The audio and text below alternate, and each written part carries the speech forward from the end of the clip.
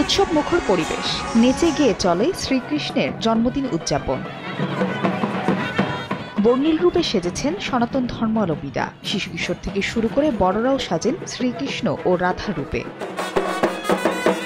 সোমবার সকালে বাদ্যের তালে ব্রাহ্মণবাড়িয়া, সিলেট, সিরাজগঞ্জ, পটুয়াখালী, ঠাকুরগাঁও সহ দেশের বিভিন্ন জেলায় বের করা হয় বর্ণাঢ্য র্যালি। রং বেরঙের পোশাক পরে হাজার হাজার ভক্তরা অংশ নেন। ইতিহাস ও ঐতিহ্য সম্বলিত নানা পৌরাণিক কাহিনীর চিত্র তুলে ধরা হয় র্যালিতে।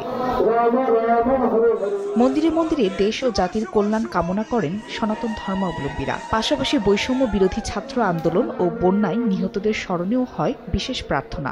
বৈষম্য বিরোধী ছাত্র আন্দোলনে যারা নিহত হয়েছেন তাদের শরণার্থী এবং এই বন্যায় যারা ক্ষতিগ্রস্ত হয়েছেন এবং আমাদের যে ভাইয়েরা আমাদের মাঝ থেকে চলে গেছেন তাদের জন্য আমরা আজকে একটি প্রার্থনা সভা করেছি। অর্ধেক পাউডারে দ্বিগুণ উজ্জ্বলতা, নতুন রিন অ্যাডভান্সড অর্ধেক পাউডারে দ্বিগুণ উজ্জ্বলতা।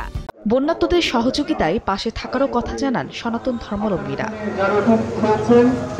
এছাড়া বিভিন্ন মন্দিরে শ্রীকৃষ্ণের জন্মাষ্টমী উপলক্ষে গীতাপাঠ, পূজা অর্চনা সহ ছিল নানা আয়োজন। ফাহরিয়া ফারজানা, সময় সংবাদ।